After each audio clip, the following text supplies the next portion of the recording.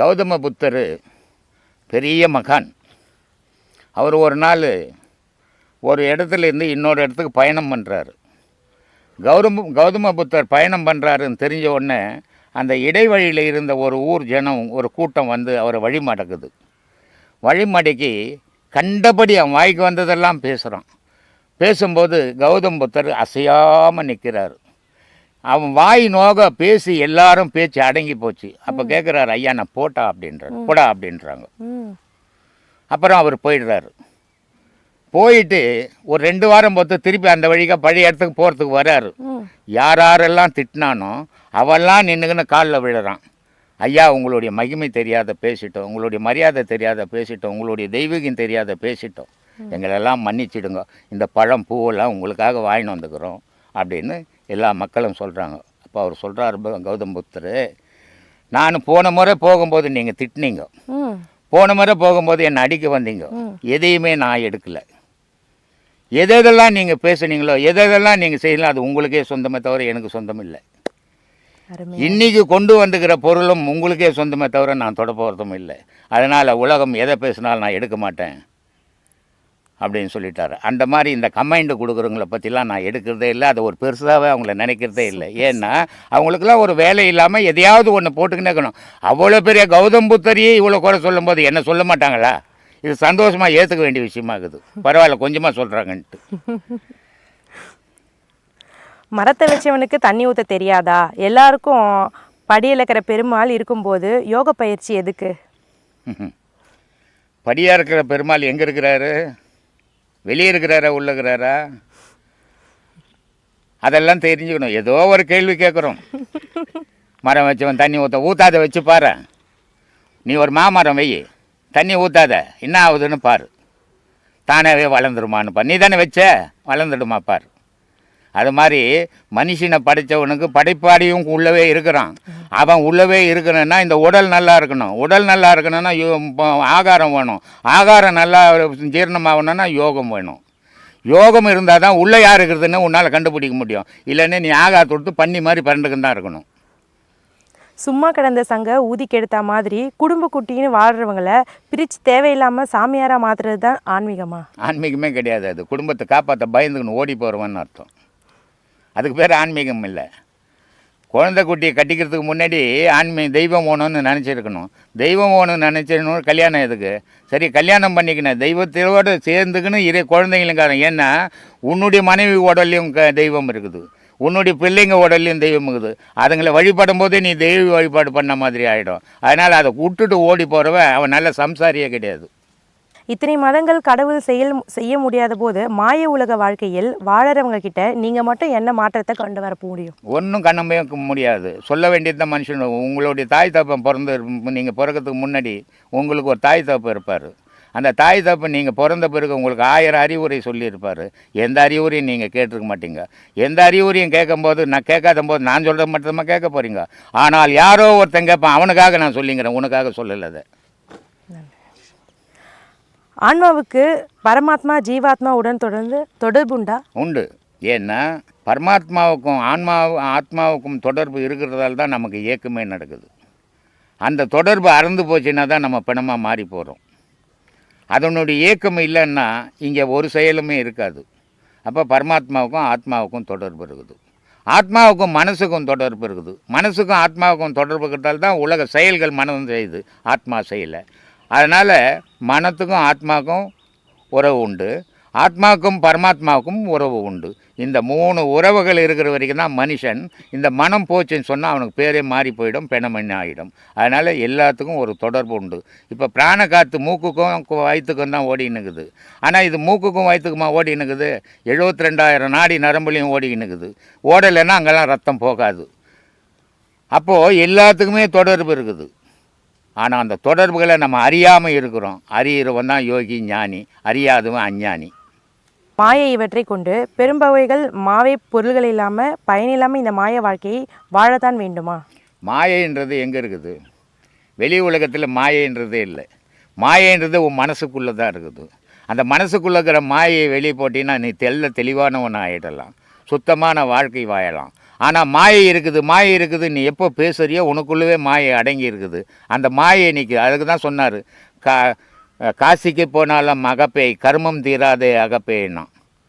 நீ காசிக்கு போய் 100 வாட்டி முழுவினா கூட உன்னுடைய கர்மம் போவாதுடா. ஏன்னா மனசில் மாயைன்ற பிசாசை வச்சுக்கிறடான்னு. அந்த பிசாசை சுதுக்கி வெளியே போட்டுட்டு போனால் தானே உனக்கு மோட்சம் கிடைக்கணும். அப்போது மாயைன்றது வெளி உலகத்துலேயே இல்லை. வெளி உலகத்தில் இருந்தால் உனக்கு இருக்கிற மாயை இன்னொருத்தனுக்கு கோடீஸ்வரனுக்கு இருக்கும், உனக்கு இருக்கிற மாயை இன்னொருத்தனுக்கு இருக்கும். ஆனால் உனக்கு மட்டும் மாயை எப்படி வந்து உன் மனசுக்குள்ளவே இருக்குது, அது செயல் புரியுது. நீ மாயையே நம்பிக்கிற, தெய்வத்தை நம்பு, மாயை வெளியே போயிடும். இவ்வுலக வாழ்க்கையை சும்மா இருந்த வேடிக்கை பார்த்து செல்வது தான் சித்தர்கள் கூறும் சுகமா? அப்படி சும்மா இருந்து வேடிக்கை பார்த்துட்டு அவங்க போயிருந்தாங்கன்னா இன்றைக்கி கடவுள்னு ஒன்று சொல்கிறதுக்கு நீ இருந்திருக்க மாட்டேன். முதல்ல அவங்க சும்மா இல்லாமல் எல்லாத்தையும் தேடி அறிஞ்சு உணர்ந்து தெளிஞ்சு நமக்கு கொடுத்துருக்குறாங்க. இதை தான் நம்ம செய்துன்னு இருக்கிறோம். அவங்க இல்லைன்னா நமக்கு இது எதுவுமே தெரிஞ்சிருக்காது. அதனால் சித்தர்கள் மனிதர்கிட்ட உறவாடலை. ஆனால் தனித்து இருந்து இறைவனுக்கும் மக்களுக்கும் என்ன தொடர்புன்னு ஆராய்ஞ்சாவன். ஆராய்ஞ்சு அந்த உண்மைகளை தான் நமக்கு சொல்லி கோயில் குளங்கள்லாம் கட்டி வச்சுக்குது. இந்த கோவிலுக்கு போகிறதால சாமி என்ன கொடுப்பாருன்னா ஒன்றும் கொடுக்க மாட்டார். ஏழை போனாலும் ஏழையாக தான் வரணும், பணக்காரன் போனாலும் பணக்காரனாக தான் வரணும். ஆனால் அங்கே போய் வருவதால் அவனுக்கு ஒரு மன நிம்மதி, ஒரு மன நிறைவு. அப்போ அவன் மன நிம்மதியோடவும் ஒரு மன நிறைவோடு வாழணும்னா கோவில் வேணும். அங்கே சாமி கொடுக்குதா வாங்குதான்ற பிரச்சனையே இல்லை. அதுக்காக சித்தர்கள் கட்டி வச்சான். இல்லைன்னா இவன் காட்டு மிராண்டி போய் மாதிரி ஆகியிருப்பான், ஆதி மனித மாதிரி இருந்திருப்பான். இதெல்லாம் வச்சு தொட்டு தான் மனிதனாகவே வாழ்ந்துன்னுக்கிறான் இன்னி உலகத்தில். ஐயா, நீங்கள் இங்கே சொல்கிற வீடியோஸ்லாம் பார்த்தீங்கன்னா நீங்கள் அதிகமாக கோவப்பட்டு எல்லா விஷயம் சொல்கிற மாதிரி கமெண்ட்ஸ் போட்டுட்ருக்காங்க. அதை பற்றி நீங்கள் என்ன சொல்கிறீங்க? அந்த மாதிரி சொல்கிறத பார்க்கும்போது எனக்கு சந்தோஷமாக இருக்குது. ஏன்னா நான் கோவப்படுறேன்னும் போது சந்தோஷப்படுறேன். ஏன்னா ஞானிகளே எல்லா ஞானி யார் கோவப்படாத மனிதன் ஞானியை காட்டுங்க பார்க்கலாம். கடவுளாக இருக்கப்பட்ட சிவபெருமானுக்கே கோவம் வந்து பார்வதி எரிச்சாங்க. கடவுளுக்கு கோவம் வரலாமா? ஏன்? பார்வதி செய்த செயல் சரியில்லை, அதனால் சிவபெருமான் கோவப்பட்டு எரிச்சார். அதே மாதிரி விஸ்வாமித்திரர் இருந்தார். அவருக்கு கோவப்பட்டு பூமியில் இருக்கிற பேயெல்லாம் ஏற்றி விட்டார். பெரிய மகன், அவர் கோவம் வரலாமா? அகஸ்தியருக்கு கோவம் வந்து ராவணங்கிட்ட வீணை வாசித்து பேட்டி போட்டு வீணையெல்லாம் அறுத்துடுறாரு. அப்போ அகஸ்தியருக்கு கோவம் வரலாமா? இவ்வளோ பெரிய மகான்களுக்கெல்லாம் கோவம் வரும்போது சாதாரண மனுஷனை எனக்கு வரக்கூடாதா? இல்லை வந்தால் என்ன அது பெரிய குற்றமா? அப்படி இல்லை. கேள்விகள் நான் பதில் சொல்கிறத மட்டும் பார்த்து நீங்கள் கோவப்படுறேன்னு நினைக்கிறீங்க. ஆனால் அவன் கேட்ட கேள்வி ஏன் இவருக்கு கோபம் வந்தது, அவன் என்ன கேள்வி கேட்டான்னு சிந்திக்க மாட்டேன்றீங்க. ஒரு பாகமே பார்த்துட்டு நீங்கள் ஆர்குமெண்ட் பண்ணுறீங்க, முடிவை சொல்கிறீங்களே தவிர அதுவே தவறான விஷயம். ஒரு இடத்துல கோவப்படுறேன். இப்போ நேற்று முந்தா நாள் அந்தம்மா பேட்டி கொடுத்தாங்க. 3.5 மணி நேரம் பேட்டி கொடுத்து நான் எங்கேயுமே கோவப்படலை. காரணம் அவங்க கேட்ட கேள்விகள். இப்போ நீங்கள் கேள்வி கேட்டீங்க, நான் எங்கேயுமே கோவப்படலை. ஏன்னா நீங்கள் கேட்ட கேள்விகள். போன மாதம் ஒருத்தன் கிளாஸில் வந்து உட்காந்துக்கின்னு ஆன்மீகத்தை பற்றி பேசுகிற இடத்துல அக்ரிகல்ச்சரை பற்றி கேட்குறான். சாமி விவசாயம் எப்படி பண்ணணும், எவ்வளோ எது போடணும், எவ்வளோ நாற்று நடணும்ன்ட்டு. இது எங்கே வந்து கேட்கணும்? என்கிட்ட கேட்குற கேள்வியாது. அக்ரிகல்ச்சருக்கு போனால் அவன் சொல்லி கொடுப்பாரான், ஒரு புக்கை கையில் கொடுப்பாரான், படிச்சுட்டு நீ விவசாயம் பண்ணலாம். கடவுளை பற்றி பேசுகிற இடத்துல வந்து காதலை பற்றி பேசுகிறான். என் பொண்டாட்டி ஓடி போச்சு நான் போய் இட்டுன்னு வரட்டான்னு. இது கோர்ட்டில் போய் கேட்க வேண்டியது என்கிட்ட. அப்போ நான் கோவப்படுவேனா படமாட்டேனா சொல்லுங்க. ஏன்னா நான் பதில் சொல்கிறத மட்டும்தான் நீங்கள் கோவப்படுறேன்றீங்க. அவங்க கேள்வி என்ன கேட்டாங்கன்னு தெரியுது, கண்டிப்பாக கோவம் வரும், நீங்களே உணருவீங்க. அதனால் இது தெரியாமல் நீங்கள் கமெண்ட்ஸ் கொடுக்குறது ஒரு வருத்தப்பட வேண்டிய விஷயம் அல்ல. எதையுமே ஒரு விஷயத்தை முழுமையாக பார்த்து நீங்கள் கமெண்ட் கொடுங்க, தவறில்லை, உரிமை உண்டு உங்களுக்கு. ஆனால் ஒரு பாகத்தை பார்த்துட்டு கமெண்ட் கொடுக்குறது நீங்கள் அறியாமையில் இருக்கிறீங்கன்னு தெரியுது. அதுவே தவறானது. அதை கொஞ்சம் மாற்றிக்குங்க, திருத்திக்குங்க. இந்த மக்கள்கள் போடணும்னு போடுறாங்களா? இல்லை அவங்களுக்கு பொழுது போகணும். சில பேருக்கு எதையாவது ஒன்று போடணும். அதில் என்ன இருக்குது, ஒரு சாப்பாடு செய்து நீங்கள் போட்டுட்டீங்க, சாப்பாடு நல்லா வெந்துருக்குது, குழம்பு வச்சுட்டீங்க, குழம்பும் நல்லா இருக்குது, ஆனால் அதில் இருக்கிற காய் நல்லா இல்லையா, அப்போ சாப்பாடே கண்டன்ற மாதிரி இவங்களுடைய ஆர்குமெண்ட்லாம். அதனால் எதையாவது ஒன்று சொல்லணும், குற்றங்கள் சொல்லணும். அதுக்காக தெரியுற ஒரு குரூப் இருக்குது. சிலது நல்லதை எடுத்துக்கலாம், தீமையை தூக்கி போட்டுடலான்ற குரூப்பும் இருக்குது. நல்லதை எடுத்துக்கிறவங்களுக்கு பயன் தரட்டும், தீமையை தேடுறவங்களுக்கு பயனே தராது. அவங்களுக்கு எடுத்துப்பாங்க. ஏன்னா குறை சொல்லியே எதை பழகிறோமோ அதுவே நம்ம வாழ்க்கையை மாறி போயிடும். அதனால் அடுத்தவங்களை குறை சொல்கிறத முட்டுட்டு நம்ம திருத்திக்க முயற்சி பண்ணிங்கன்னா அது உங்களுக்கு நன்மையை தரும். பிறரை குறை சொல்கிறதால அதனால் உங்களுக்கு ஒரு நன்மையும் இல்லை, தீமை தான் வரும்.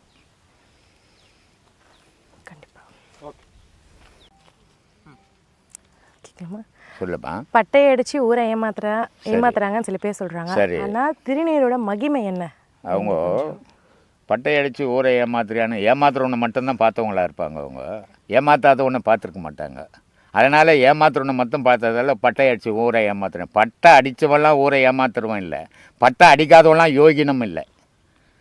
பட்டை அடிச்சுட்டு தான் ஊரை ஏமாத்துறவனுக்கு போய் பட்டை என்னாகுது, கொட்டை என்னாகுது. கண்டிப்பாக பட்டை அடிக்காத எத்தனை பேர் ஊரை ஏமாற்றின்னுக்கிறான். அதனால் பட்டை போடாதவெல்லாம் நல்லவன், பட்டை போட்டவெல்லாம் கெட்டவன்லாம் கிடையாது. இந்த பட்டை போடுறதுக்கு காரணம் ஏமாத்துறவனுங்கிறான், ஏமாத்தாத சத்தியத்துக்கு வாழறவனும் இருக்கிறான். இந்த பட்டையினுடைய காரணம் என்னன்னா முப்பொருள் உள்ள உலாவது. அந்த முப்பொருளை பதின்னு பேர் இந்த இடத்துக்கு. இந்த பதியை நீ ஒவ்வொரு நாளும் உணரணுன்றதுக்காக தான் பெண்களுக்கு பொட்டு வைக்கணும் அங்கே. ஏன்னா அவனுடைய உணர்வை அங்கே உண்டாக்கிக்கணும். நம்ம தொட்டால் தான் ஒரு உணர்வு வரும். அந்த தொடர்றதுக்காக தான் அந்த பொட்டு வைக்கிறது, அதை தொடர்றதுக்காக தான் அந்த விபூதி பூசுறது, அதை தொடர்றதுக்காக தான் திருஷ்ணன்றது. இது எல்லாம் இறைவனுக்காகவும் தனக்குள்ளே இருக்கிற இந்த முப்பொருளை உணர்றதுக்காகவும் 3 நாமம், ஒரு 2 இடைகளை போடுவான், 2 நடுவில் ஒரு செம்பன்னு போடுவான். அப்போது இடைகளைன்னா சூரிய சந்திரன் பேர், நடுவில் சிகப்பு போடுறது அக்னிகலைன்னு பேர். அதே மாதிரி 3 வெள்ளை இப்படி போட்டு முப்பொருள் இருக்குதுன்னு அர்த்தம். நடுவில் அக்னிகலை ஓடுதுன்றதுக்கு பட்டை போட்டு குங்குமம் வைப்பான். கணவன் மனைவியோட வாழறவன் குங்குமம் வைப்பான்.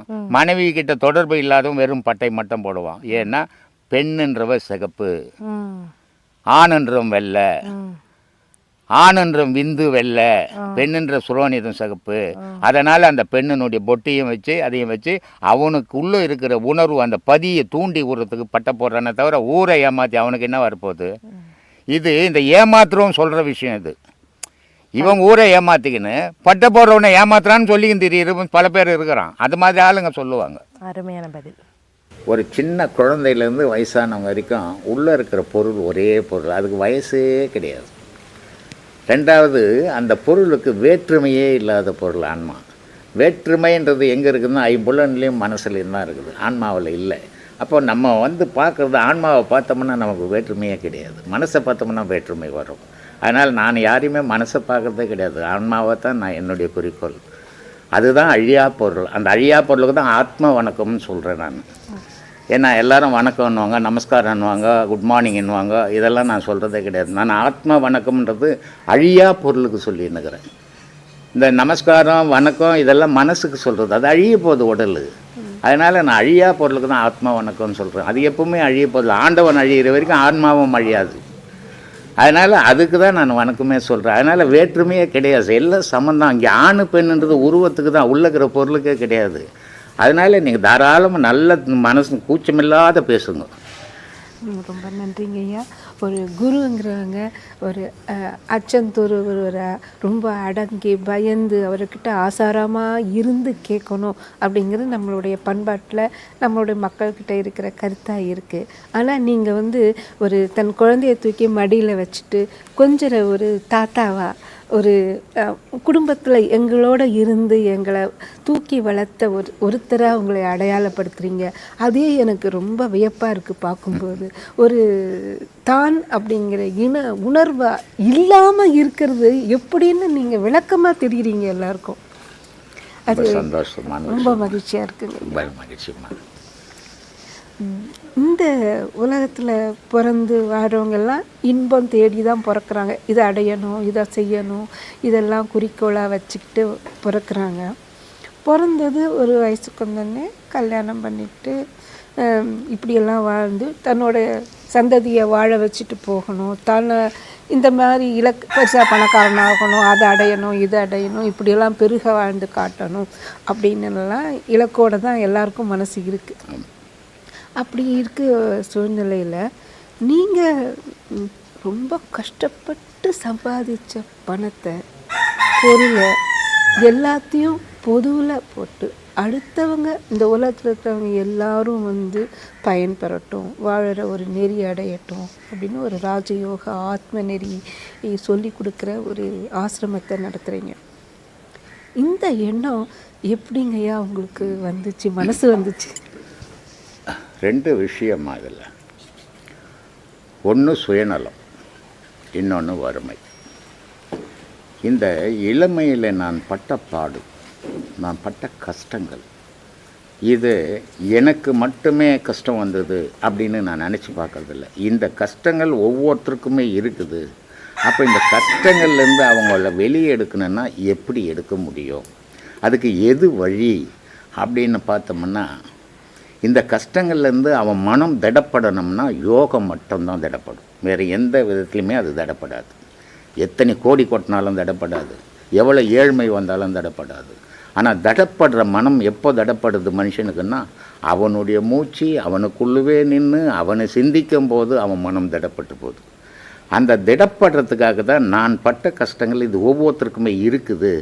அதை அவங்களுக்கு விளக்கணும். நம்மளால் எல்லாருக்கும் நம்மளால் விளக்கிட முடியாது, ஆனால் முடிஞ்ச அளவுக்கு விளக்கி பார்ப்போம் அப்படின்ற ஒரு முயற்சி தான் இந்த முயற்சி. ஆனால் இதில் ஒரு சுயநலமும் இருக்குது எனக்கு. இப்போது ஒரு 2100 வருஷத்துக்கு முன்னே திருவள்ளுவர் பிறந்தார். இந்த 2100 வருஷத்துக்குள்ளே எத்தனை ராஜாக்கள், எத்தனை கோடீஸ்வரன், எத்தனை ஜமீன்கள். ஆனால் யாரை பற்றியாவது யாராவது பேசுகிறோமா? பேசலை. ஏன் பேசலை? இவ்வளோ பெரிய பணக்காரனுங்களை பற்றி பேச மனுஷனுக்கு மனம் வரல. ஆனால் அடுத்த வேலைக்கு சாப்பாட்டுக்கே வழி இல்லாத இந்த குறள் எழுதிய திருவள்ளுவனை பற்றி தான் பேசின்னுக்கிறோம். அப்போ இங்கே என்ன நிற்கிதுன்னா அறிவு மட்டும்தான் நிற்கிது, பணம் நிற்கலை. அப்போ அந்த அறிவை, நம்மளுக்கு இருக்கிற அறிவு ஏதோ சிற்றறிவு, அதை உலகத்துக்கு தரலாம். அப்போ நம்மளும் நிலைச்சி நிற்போன்ற சுயநலம் நமக்கும் உண்டு. அதை இல்லைன்னு நான் மறுக்கவே மாட்டேன். நான் செய்கிறதெல்லாம் பொதுநலம் தான் அப்படின்னு செய்ய மாட்டேன்.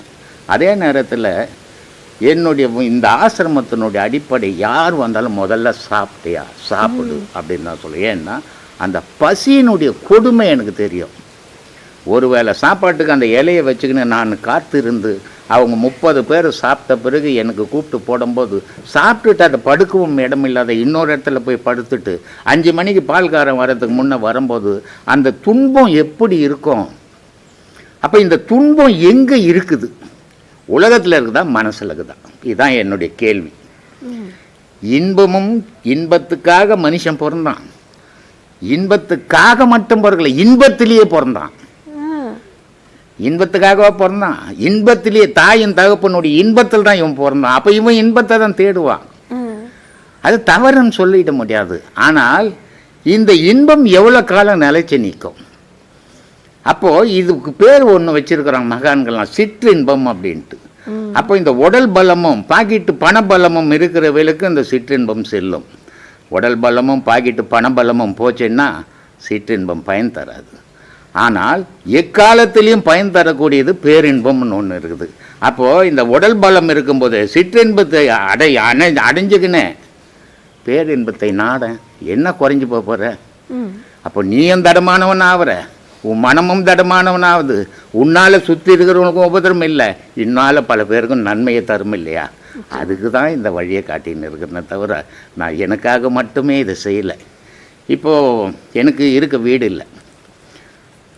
நானும் ஒரு 65,000 ரூபாய் வரைக்கும் எனக்கு சம்பளம் வாங்கினேன். வாழ்க்கை ஏன் விதி விதி விதின்னு பேசுகிறேன் அப்படின்றது இப்போ கூட நீங்கள் கேட்டீங்க, இது விதி தானா? ஆமாம், விதி தான். ஏன்னா ஒரு மாடு மேய்க்கிறோம், ஒரு 5 மாடு மேய்க்கிறேன் நான். இந்த 5 மாடு மேய்க்கும்போது நான் என்ன பண்ணுவேன், அந்த மாடு வச்சுக்கிறவங்க காலம் முடியும் போது நான் ஒரு 5 மாடு சொந்தமாக வாங்கிப்பேன். ஏன்னா அதானே எனக்கு தொழில். அப்போ அந்த 5 மாடை வாங்கிப்பேன், அங்கேயே யாரையாவது ஒருத்தரை கட்டிப்பேன், அந்த மாட்டு கூடவே தான் வாழ்ந்துக்கணும் வருவேன். அப்போ என் வாழ்க்கை அப்படி தானே போயிருக்கணும் போல. அப்போ அந்த மாட்டிலேருந்து வெளியே வந்தேன். ஒரு டெய்லரிங்கில் ஓஹோன்னு பேர் எடுத்தேன் டெய்லரிங்கில். சரி, நானே சிந்தித்தேன். எப்போ கல்யாணம்லாம் ஆகி குழந்தையெல்லாம் பிறந்த தான் நான் ரயில்வேல வேலைக்கு போனேன். அப்போ நான் யோசிக்கிறேன், நான் எவ்வளோ பணம் இருந்தாலும் நான் வச்சுக்கிறதே கிடையாது. அது சின்ன வயசுல தான் அந்த பழக்கம் எனக்கு வந்துடுச்சு. எது இருந்தாலும் 10 பேருக்கு வாங்கி கொடுக்கணும். ஏன்னா அந்த பசியினுடைய தாக்கம் இருக்குத, அது இது வரைக்கும் இருக்குது எனக்கு. 6 வயசுலேருந்து இன்றைக்கி 72 வயசு வரைக்கும் அந்த தாக்கம் இருந்துக்குன்னே இருக்குது. யாருமே என் எதிர பசின்னு சொல்லிடக்கூடாது. சொல்லிட்டா என் கண்ணில் தண்ணி வந்துடும். ஏன்னா அந்த வறுமை, அந்த வாட்டிய விதம் அதெல்லாம் என்னை பதப்படுத்துச்சு. அப்போது டெய்லர் வேலைக்கு வந்த உடனே நல்லா சம்பாதிக்கிறேன். ஆனால் எனக்குள்ள ஒரு எண்ணம், பொண்டாட்டி புள்ளக்குட்டி இருக்குது, திடீர்னு நமக்குன்னு எதையுமே வச்சுக்கிறது இல்லை. திடீர்னு ஏதாவது ஒன்று ஆகிப்போச்சுன்னா அப்போ அந்த பொண்டாட்டி புள்ளக்குட்டி நடு ரோட்டில் நின்றுடுமே. அப்போ இதுக்கு என்ன வழி? நம்ம ஒன்று சம்பாதிக்கிறது சேர்த்தானே வைக்கணும், சேர்த்து வைக்கிற குணம் இல்லை. இதாச்சுன்னா காலி பண்ணிட்டு போயின்னே இருப்பேன்.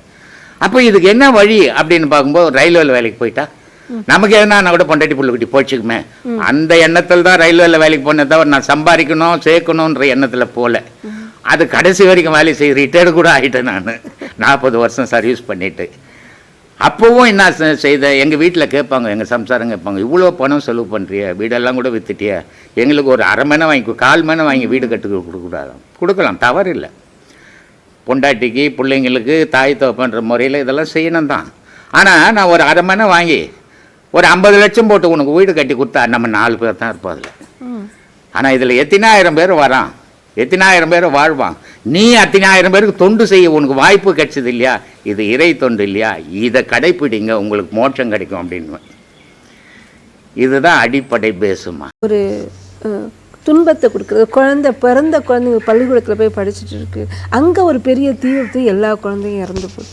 அப்போ அந்த குழந்தைங்களோட பாவத்தால் அவங்க எரிஞ்சு போயிட்டாங்கன்னா அதை கடவுள் தடுக்கக்கூடாது. கடவுள் கிடையாதுமா, அதுதான் சொன்னேன். கடவுள் யாரையும் கொல்றதும் கிடையாது, யாரையும் காப்பாற்றுறதும் கிடையாது.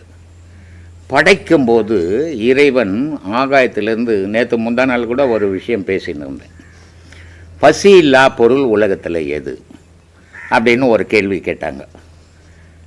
அப்போது நான் சொன்னேன், பசி இல்லாத பொருள் ஒன்று இருக்குதுப்பா, மீதி எல்லாமே பசி உள்ள பொருள். வெயில் பசி உள்ளது, அதனால தான் அது சாப்பிட்டு போகுது. மழை பசி உள்ளது, அது சாப்பிட்டு போகுது. காற்று பசி உள்ளது, மண்ணும் பசி உள்ளது. விண்ணு பசி இல்லாததுப்பான்னு. ஏன்னா எல்லாம் ஒன்னோட ஒன்று தொடர்பு தொட்டுக்கும், விண்ணு எதையுமே தொடாதது அது. அதனால் அது ஒன்றுக்கு மட்டும் பசி இல்லாதது அது. அப்போ எதுக்கு பசி இல்லையோ அதுக்கு தூக்கம் இல்லை, எதுக்கு பசி இல்லையோ அதுக்கு தாகம் இல்லை, எதுக்கு பசி இல்லையோ அதுக்கு துன்பம் இல்லை, எதுக்கு பசி இல்லையோ அதுக்கு இன்பம் இல்லை. அப்போது இன்ப துன்பங்கள் எங்கேருந்து உருவாகுதுன்னா பசியிலேருந்தே உருவாகுது இல்லையா. உலகத்தில் பசின்னு ஒரு பொருள் இல்லைன்னா, ஒரு செயல் இல்லைன்னா உலகத்தில் ஜீவராசியே கிடையாது. எந்த ஜீவராசியும், மரம் செடி கொடி எதுவுமே கிடையாது. அப்போது பசி தான் அதுக்கு அடிப்படை. இந்த பசி ஏன் உருவாச்சு அப்படின்னா, ஆகாயத்திலிருந்து இறைவன் விந்தா தூவி விட்டுட்டான். அந்த விந்துக்கள் விருட்சியமாக மாறிச்சு. அந்த விருட்சியத்துக்கு பசி வரும்போது தன்னை தானே ஏக்கிக்குது. அது யாரும் போய் ஏக்கலத்த இல்லையா, தன்னை தானே ஏக்கிக்குது. தன்னை தானே ஏக்கிக்கும் போது இன்பமும் துன்பமும் அது கூடவே இணைஞ்சு வருது. அப்போது இந்த இன்பமும் துன்பமும் இணைஞ்சு வரும்போது மற்ற பொருள்கள் உணர முடியாது, ஏன்னா அறிவு கம்மி. நமக்கு 6 அறிவுன்னு சொல்லிக்கிறோம். அப்போ இன்பம் துன்பம் இணைஞ்சு வரும்போது நம்ம சிந்திக்கணும், இன்பமும் துன்பமும் எதிலேருந்து வருது, எந்த செயல்லேருந்து ஏற்படுது, அந்த செயலை விளக்கணும்னா நம்ம துன்பத்திலேருந்து வெளியே வரலாம் அப்படின்னு சிந்திச்சோம்னா நமக்கு தெரியும். ஆனால் நம்ம அதை சிந்திக்கிறது இல்லை. நம்ம ஒரே குறிக்கோளோடு போகிறோம். இன்பம் மட்டுமே நம்ம கண்ணுக்கு தெரியுது, துன்பம் வந்தால் அதை வெறுக்கிறோம், இன்பத்தை வரவேற்கிறோம். ஆனால் இன்பத்தினுடைய தொடர்ச்சி துன்பம் உணர்றதில்லை. இரவனுடைய தொடர்ச்சி பகல், இன்பத்தினுடைய தொடர்ச்சி துன்பம் இல்லையா, விழிப்பினுடைய தொடர்ச்சி தூக்கம். இப்படி மனிதனுடைய எல்லா செயலுக்கும் 2-2 அப்போது அந்த துன்பத்தை விலக்கிக்கணும்னா நம்ம என்ன செய்யணும்? இன்றைக்கி நமக்கு நிறைய வசதிகள் வாய்ப்புகள் நல்லா இருக்கிறோம், ஆனால் எதுவும் இல்லாமையும் இருக்கிறான். இதுவும் நம்ம கண்ணெதிர்வே இருக்குது, நம்மளும் நல்லாவும் வாழ்ந்துன்னுக்குறோம். அப்போ நம்மளால் முடிஞ்ச தர்மங்களை பண்ணும்போது அந்த துன்பம் மனசுலேருந்து விலகிடும். இன்பமும் துன்பமும் உலகத்திலே கிடையாது, இன்பமும் துன்பமும் மனசுக்குள்ளே வேகுது. அந்த மனசை சுத்தம் பண்ணிட்டோம்னா அங்கே இன்பமும் இல்லை துன்பமும் இல்லை, அமைதி மட்டும் இருக்குது. அந்த அமைதியை தேர்றதான் கடவுள் வழிபாடு. நம்ம மனசு தான் எல்லாத்துக்கும் பேஸ் மனசு. மனசுன்னு ஒன்று இல்லைன்னா உலகத்தில் செயலுன்னே ஒன்று இல்லை இல்லையா. அப்போ மனசு தான் அடிப்படை. சொல்லம்மா. ஐயா, காலங்காலமாக எத்தனையோ மகான்கள் பிறந்து ஒவ்வொருத்தரும் ஒரு கருத்தை சொல்லிட்டு போகிறாங்க. ஆசை துன்பத்துக்கு காரணம், ஆசைப்படாத, வேதம் படி, வேதத்தில் எல்லாம் இருக்குது, அது வேதம்தான் நான் அப்படின்னு. நீ என்னை மட்டுமே நினச்சி என்னை மட்டுமே கும்பிடு, என்னையே சார்ந்துரு, இது மாதிரி நிறைய பேர் சொல்லி ஒவ்வொன்றையும் மக்களை வந்து மதம், சாதி, இனம் அப்படின்னு தனித்தனியாக பிரித்து எடுத்துகிட்டு போகிறாங்க. ஆனால் இங்கே வந்தப்போ எந்த மொழி அடையாளம் இல்லை, எந்த இன அடையாளம் இல்லை, எந்த சாதி பிரிவு அடையாளம் இல்லை, நாட்டு அடையாளமும் இல்லை. இங்கே எல்லாருமே இருக்காங்க, எல்லாரும் தங்க வீடு மாதிரி உரிமையாக இருக்காங்க, எல்லாம் ஒன்றா இருக்காங்க.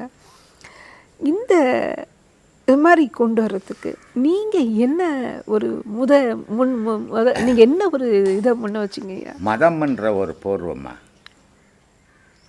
மதம் என்ற போர்வையால் அவங்க ஆரம்ப அடியெடுத்து எதில் வச்சாங்களோ, அவங்க ஞானியாக இருந்தாலும் அஞ்ஞானியாக இருந்தாலும் அதையே கடைசி வரைக்கும் பிடிச்சி நின்றுட்டாங்க. அதுதான் அவங்களுக்கு பேஸாக போச்சு. அந்த மதத்திலேருந்து தாண்டி வந்து ஒரு பொது நோக்கத்தோடு பார்த்தாங்கன்னா அங்கே மதத்துக்கு வேலை கிடையாது, எந்த மதத்துக்கும் வேலை கிடையாது. ஏன்னா இறைவன்றவை எந்த மதத்துக்கும் கட்டுப்பட்டவன் இல்லை, எந்த மதமும் கட்டுப்படுத்தவும் முடியாது. ஏன்னா மதங்கள் என்றது மனிதன் உருவாக்கியது, கிரகங்கள் என்றது இறைவன் உருவாக்கியது. அதனால தான் சொன்னேன், வேதம் என்றது யஜுர்வேதம், ரிக்வேதம், சாமவேதம், அதர்மவேதம் 4 வேதங்கள் இருக்குது இந்து மதத்தில். இந்த 4 வேதம் இல்லாத சிவபுராணம் இருக்குது, கந்தபுராணம் இருக்குது, கந்தர அனுபூதி இருக்குது, இது மாதிரி பல வேத நூல், பகவத்கீதை இருக்குது, துவைதம் இருக்குது, அத்வைதம் இருக்குது, இத்தனை வேத நூல்கள் இருக்குது. இது இந்து மதத்துக்குள்ளே இருக்கிற வேத நூல்கள். ஆனால் இதை கடந்து போனீங்கன்னா புத்த மதத்துக்கு ஒரு வேதங்குது, ஜெயின மதத்துக்கு ஒரு வேதங்குது, முஸ்லீம் மதத்துக்கு ஒரு வேதங்குது, கிறிஸ்துவ மதத்துக்கு ஒரு வேதங்குது. அப்போது இந்த உலகத்தில் வேத நூல் அப்படின்னா ஒரே மாதிரி இருக்கணும், அது எந்த மதமாக இருந்தாலும்.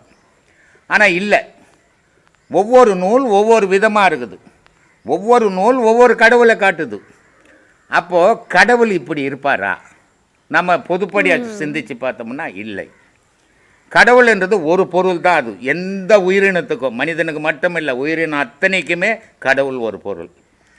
அந்த ஒரு பொருளில் வந்து ஜாதி, மதம், குலம், கோத்திரம், இதெல்லாம் நாடு, மொழி இருக்குதான்னா இல்லை.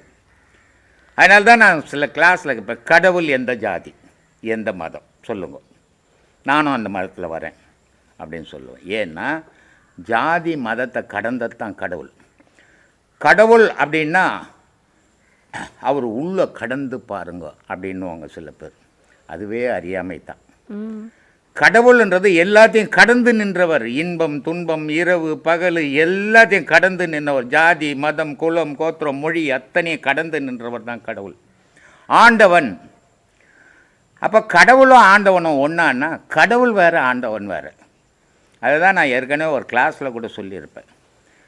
கடவுள் என்ற ஒரு பேரரச மாதிரி, ஆண்டவன் என்ற சிற்றரச மாதிரி. ஒரு ஊருக்கு என்ன தேவையோ சிற்றரசன் அந்த தேவையானதெல்லாம் செய்வார். அவரால் செய்ய முடியாத பட்சத்தில் பேரரசங்கிட்ட போய் கையேந்துவார். அப்போ பேரரசன் அந்த ஊருக்கு என்ன தேவையோ அதை செய்வார். அதே மாதிரி சிற்றரச மாதிரி ஆன்மா, உடல் என்ற ஊரை இவர் பாதுகாக்கிறாரு, உலகம்ன்ற ஊரை அவர் பாதுகாக்கிறாரு, அவர் பேரரச மாதிரி அப்படின்னு சொல்லியிருப்பேன் நான். அப்போது இந்த கடவுளுக்கு எந்த மதமும் கிடையாது, எந்த ஜாதியும் கிடையாது, எந்த மொழியும் கிடையாது. இந்த வேத நூல்கள் எழுதினது யார் அப்படின்னா எல்லாம் மனிதர்கள். அப்போ இந்த மனிதர்களில் மனம் மாற்றம் இருந்தது, யார் யார் மனப்பக்குவம் எவ்வளோ இருந்ததோ அந்த மனப்பக்குவத்துக்கு ஏற்ற மாதிரி அவங்க வேத நூலை எழுதிக்கினாங்க. ஆனால் இறைவன் எழுதின வேத நூல் இருக்குது, அது பூமி, சந்திரன், சூரியன், வெள்ளி. இப்போ உங்களுக்கு ஒரு சந்தேகம் வரும், என்னங்க 4 கிரகம் தானே சொல்கிறீங்க, 9 கிரகமாச்சேன்னு தெரியும். இந்த 4 கிரகத்தை தான் மனித பார்வைக்கு எட்டும், மீதி இருக்கிற 5 கிரகங்கள் மனித பார்வைக்கு படாது. செவ்வாய் எங்கே இருக்குது, புதன் எங்கே இருக்குது, வேழன் எங்கே இருக்குது, சனி எங்கே இருக்குதுன்னு தெரியாது இல்லையா? இந்த 4 கிரகம்தான் மனிதனால் பார்க்க முடியும். பூமியை பார்க்கலாம், சந்திரனை பார்க்கலாம், சூரியனை பார்க்கலாம், வெள்ளியை பார்க்கலாம். இந்த 4 வேதமும் மனிதனுக்கு மட்டும் இல்லை, உலகத்தில் உள்ள உயிரினங்கள் அத்தனைக்கும் அந்த வேதம் அத்தனையும் வாழக்கூடியது. அது இறைவனால் எழுதப்பட்ட வேதம், அதுவே உண்மையான வேதமே தவிர மற்ற வேதமெல்லாம் ஒவ்வொரு காலகட்டத்திலையும் மறையக்கூடிய வேதங்கள் தான். இது எந்த காலகட்டத்திலும் இறைவனால் எழுதப்பட்ட வேதம் மறையாது. அப்போது அந்த இறைவனை நோக்கி பயணம் பண்ணும்போது இறைவன் ஒருவனே, மனிதன் ஒருவனே, ஜீவராசிகள் ஒன்றே அப்படின்ற உணர்வு நமக்குள்ளே தோன்றும். அப்போ வேற்றுமை வராது. அருமை இல்லையா? அந்த வேற்றுமை வரக்கூடாது. சரி, ஏற்கனவே உனக்கு அந்த வேற்றுமை இருந்திருக்கும், நீ இங்கே வந்துட்டால் மறந்துடணும். எல்லாரும் ஒன்று தான், எல்லாரும் மனிதர் தான், இல்லை யாரும் ஏற்றத்தாழ்வு மனசில் உருவாக்கிக்க கூடாதுன்றது தான் நம்ம இங்கே சொல்லி கொடுத்துன்னுக்குறோம். அதனால் கடவுள் ஒருவனே அப்படின்னு சொல்கிறோம். நீ எதையாவது நினச்சிக்கோ. ஆனால் இதையும் தாண்டி இன்னொன்று சொல்லின்னுக்கிறேன் நான். அதை யாருக்கும் எவ்வளோ பேர் எடுத்துக்கலன்னு தெரில. கடவுள்ன்றதே ஒன்று இல்லை, நீ தான் கடவுள், நீ இல்லைன்னா கடவுளே இல்லை அப்படின்னுவேன். இல்லையா? கடவுள்னு ஒன்று இல்லைன்னா யார் அது கடவுள்னு சொல்ல போகிறாங்க? ஆமாம், சொல்ல போகிறதே இல்லை. அப்போ மனிதன் தான் கடவுள். மனிதன் உயர்ந்தவன், நான் கடவுள் உயர்ந்தேன். நான் என்ன கேட்டால் மனிதன் உயர்ந்தவன் நான் சொல்லுவேன். ஏன்னா கடவுளுக்கு கோயில் கட்டுறதே மனுஷன் தான் கட்டி கொடுத்துன்னுக்குறான். எந்த கடவுளும் கோயிலை கட்டிக்கல. அப்படி இருக்கும்போது மனிதன் எவ்வளோ உயர்ந்தவன்? ஏன் செய்கிறான்? இறைவனே மனிதனுக்குள்ளே இருக்கிறான், இருந்து செயல்புரிகிறான். உலகத்துக்கு என்ன தேவை அத்தனையும் செய்கிறான். இன்பத்தையும் காட்டுறான், துன்பத்தையும் காட்டுறான், நன்மையும் காட்டுறான், தீமையும் காட்டுறான். இது இந்த செயல்கள் மற்ற ஜீவராசிக்குள்ளே நடக்குமா? நடக்காது. மனிதனுக்குள்ளே மட்டும்தான் நடக்கும். அதனால தான் சொல்லியிருந்தேன், உலகத்தில் உள்ள அத்தனை ஜீவராசியும் குனிஞ்சு நடக்குது, மனிதன் மட்டும்தான்டா உலகத்தில் நிமிர்ந்து நடக்கிறான். ஏன்? இறைவனே மனிதனுக்குள்ளே இருக்கிறான் அப்படின்னு சொல்லியிருக்கிறேன். அதனால் அப்படி நடக்குது. ரொம்ப என்ன சொல்ல தெரியாத ஒரு விளங்க முடியாத ஒரு பொருளுக்கு காலங்காலமாக பல பேர் பலதை சொல்லிட்டு இருந்திருக்கிறத ஒரு பெருசாக தன்னை விளம்பரப்படுத்திக்காமல் தானே தனக்குள் உள்ளடங்கி நின்று மாபெரும் ஒரு பேரொழியாக நின்று விளக்கமாக சொல்கிறீங்க. இதை என்ன சொல்ல, அந்த பேரொழின்னு சொல்லிக்கிற அந்த இறைவனாகவே நான் நினைக்கிறேன். ஒரு தனையாலோ நிற்காது. சரி சொல்லு. இப்போ இதை வினைன்றது வந்துட்டு தீவினை மட்டுமா இல்லைன்னா நல்வினையுமா? ரெண்டு வினை, நல்வினை தீவினை. நல்வினை தீவினைக்கு ஏற்ற மாதிரி தான் மனிதனுடைய வாழ்வு நடக்குது உலகத்தில். நல்வினையும் இல்லை, தீவினையும் இல்லை. நல்வினையும் தீவினையும் இல்லாதவனுக்கு உலகம் தெரியுமா? தெரியாத போது எனக்கு ஊடு இருக்குதுன்னு நினைப்பு வருமா? உனக்கு எனக்கு பணம் இருக்குதுன்னு நினைப்பு வருமா? எதுவும் கிடையாது. அப்போ உனக்கு உன்னுடைய நினைப்பு என்னவாக இருக்கும் அப்படின்னா, கடவுள் இருக்கிறார், அது மட்டும்தான் உன் நினைப்பாக இருக்கும். அப்போது கடவுள் மட்டும் இருக்கிறார்ன்ற நினைப்பு உள்ளவனுக்கு கடவுளும் இருக்குது, உலகமும் இருக்குது, கடவுளும் இருக்குது, குடும்பமும் இருக்குதுன்றவனுக்கு எல்லாம் இருக்கும். கடவுள் மட்டும் இருக்கிறாரு அப்படின்ற நினைக்கிற ஞானிக்கு இந்த உலகத்தில் திணை அளவு கூட அவனுக்கு சொத்து சோகம் கிடையாது. அவன் நினைக்க போகிறதே கிடையாது. அப்புறம் அவனுக்கு எங்கே சொத்து சுகம்? அப்போது இந்த திணைன்றது எவ்வளோ சின்னது, அந்த அளவு கூட இந்த உலகத்தில் இல்லைடான்றார் பட்டினத்தார். அப்போ தான் உனக்கு நல்வினையும் இல்லை, தீவினையும் இல்லை. நல்வினையும் தீவினையும் இருக்கிற வரைக்கும் உலக வாழ்வு. நல்வினையும் தீவினையும் மனிதங்கிட்ட இருந்து விலகி போச்சுன்னா அவனுடைய வாழ்வு எப்படின்னா இறை வாழ்வு. இறைவாழ்வு வாழறவனுக்கு எதுவுமே கிடையாது. இப்போது சாதாரணமாக ஒரு விஷயத்தை சொல்கிறேன். நான் குறைஞ்சது 12 வயசுலேருந்து சம்பாதிக்க ஆரம்பிச்சுட்டேன். எத்தனை வயசு? 12 வயசுலேருந்து சம்பாதிக்க ஆரம்பித்தேன். இன்றைக்கி 73 வயசாகுது. அப்போது சம்பாதனைன்னா டெய்லர் கடை வச்சு ஓஹோன்னு பேர் எடுத்து சம்பாதிச்சேன், ரயில்வேயில் போயும் சம்பாதிச்சேன். ஆனால் இவ்வளோ சம்பாதிச்சதுக்கு நான் எவ்வளோ வச்சுருக்கணும்? வச்சில்லை. ஏன்னா எனக்கு இந்த சொத்து சுகத்து மேலே நினைவு இல்லை. என் நினைவெல்லாம் இறைவு மேலே. அதனால் நான் எனக்குன்னு எதையுமே வச்சுக்கல. இந்த உலகத்தில் எவனுக்குமே எதுவுமே இல்லை. ஆனால் இவன் இருக்கிற மாதிரி நினச்சின்னு வாழ்ந்துன்னுக்கிறான். ஒரு பெரிய மகாராஜா, அவரது தான் இந்த நாடு. அப்போது இப்போ இவர் மகாராஜா ஆன பிறகு இவருக்கு நாடு வந்தது. இவருக்கு முன்னாடி இன்னொரு மகாராஜா இருந்தார், அவரது. அப்போ அவருக்கு முன்னாடி இன்னொருத்தது. அப்போது இங்கே யாருதுமே எதுவுமே இல்லை. ஆனால் மனிதனுடைய கற்பனை எல்லாம் எந்துங்க, எல்லாம் என்னால் செய்ய முடியுங்க அப்படின்னு இவன் கற்பனையில் மிதந்துக்குன்னுக்கிறான். இறைவன் இங்கே என்ன பண்ணி கொடுத்துக்கிறான்? மனித இனத்தை படைச்சது நம்ம. இப்போ உன் குழந்தை குட்டிங்க இருக்குது, 2 பசங்க இருக்குது உனக்கு, நீ தான் பெற்றுட்ட. அப்போ நீ என்ன பண்ணுவ? நம்ம குழந்தை குட்டிங்க எப்படி வாழணும், அதுக்கு என்ன பண்ணணும்னு செய்து கொடுப்பில்ல? அதானே செய்வ நீ தகப்பன். இறைவன்ற தகப்பன் இந்த மக்களுக்காக உலகத்தில் வாழறதுக்கு எல்லாத்தையும் பண்ணி கொடுத்துக்கிறான். ஆனால் எதுவுமே இவந்து இல்லை, எல்லாம் இறைவந்து. அது தெரியாத எந்துன்றான். உந்துன்னு இங்கே ஒன்றுமே இல்லைடா, உன் உடலே உந்து இல்லையாடா, உன் உடலே நீ இரவல் வாழ்ந்துனுக்கிற, உங்கள் அப்பா அம்மா தந்த உடல் இது, உன் உடல் இல்லை. அப்போது இங்கே ஏது சாதாரண அஞ்ஞானிக்கே ஒன்றும் இல்லைன்னா ஞானிக்கு என்ன இருக்குதுங்க? ஒன்றும் இல்லை. நான் இருந்தால் தானே இன்னொரு பொருள் இருக்கும். நானே இல்லைன்னா பொருள் எது?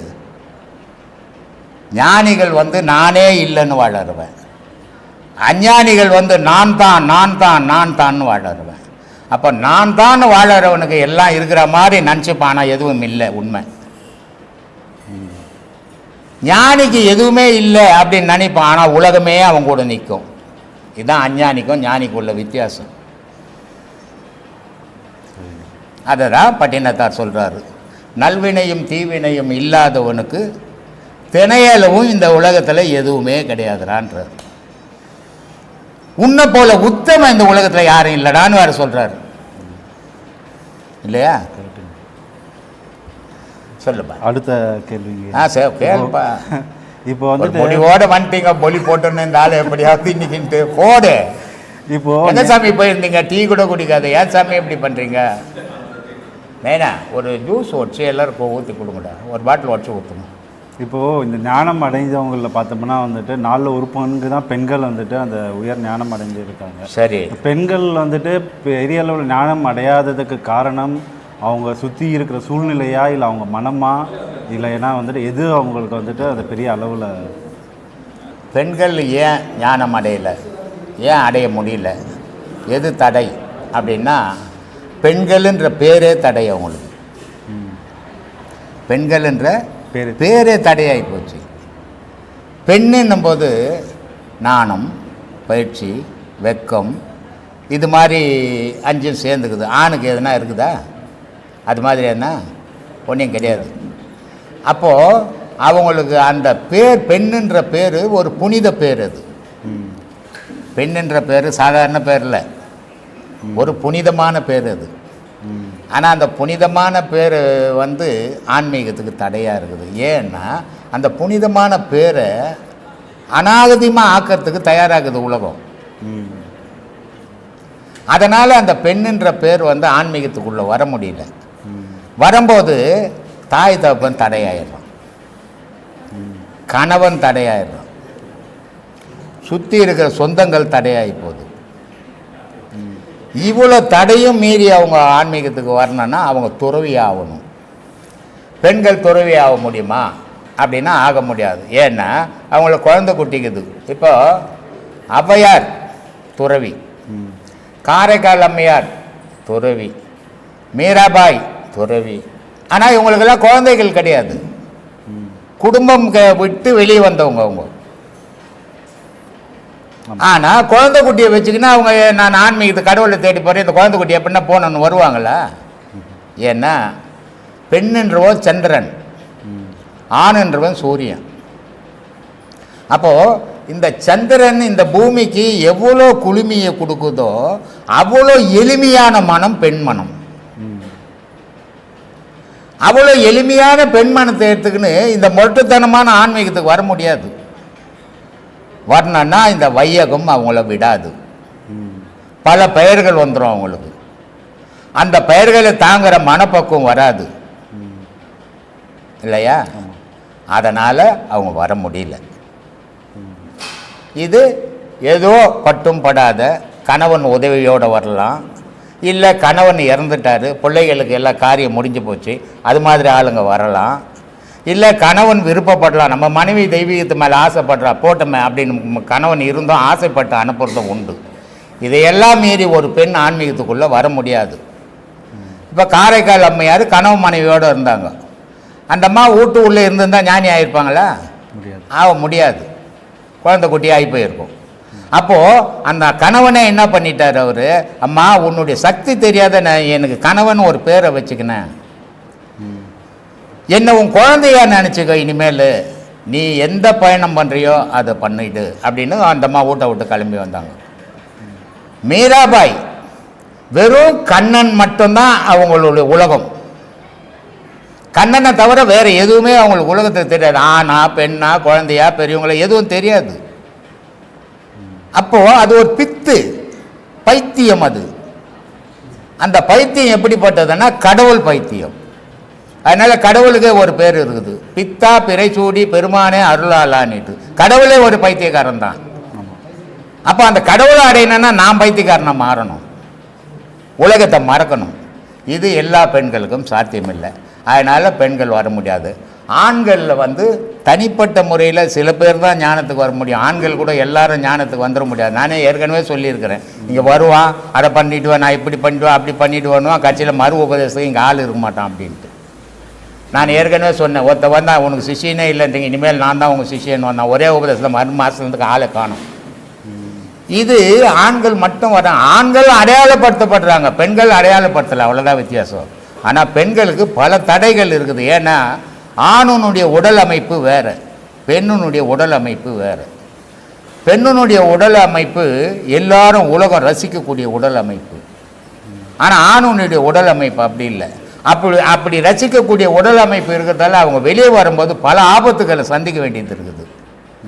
அதனால் அவங்க ஈடுபடாமல் தனித்து நிற்கிறாங்க. இதுக்கு கணவன் மனைவி இருவரும் வரும்போது அவங்களுக்கு அந்த தடை இல்லை. அதனால தான் நான் போன வீடியோவில் கூட சொல்லியிருப்பேன், இந்த உபதேசம் வாங்க வரவங்க கணவன் மனைவியை வந்துட்டாங்கன்னா பிரச்சனையே கிடையாது, தனித்து வரும்போது தான் இந்த பிரச்சனைகள் உருவாகுது அப்படின்ட்டு. அது மாதிரி பெண்கள் வராத காரணம் இந்த அமைப்பு, அவங்களுடைய மனோபாவம். ஏன்னா பெண்கள்ன்றவங்கள ரொம்ப இரக்கமான குணம். அதான் சந்திரன்றது. பெண்ணுன்னா சந்திரன் அர்த்தம், ஆணுன்னா சூரியன் அர்த்தம். அப்போ இந்த பெண்ணாக இருக்கக்கூடிய, சந்திரனாக இருக்கக்கூடிய பெண்ணுக்கு இலகிய மனசு. அந்த இலகிய மனசால் பல தீமைகள் விளைஞ்சிடும் அவங்களுக்கு. அதனால் அவங்க ஒரு கட்டுப்பாட்டுக்குள்ளே நிற்க வேண்டியதாக இருக்குது. அதனால் பெண்கள் அதிகமாக ஞானத்துக்கு வர முடியாது.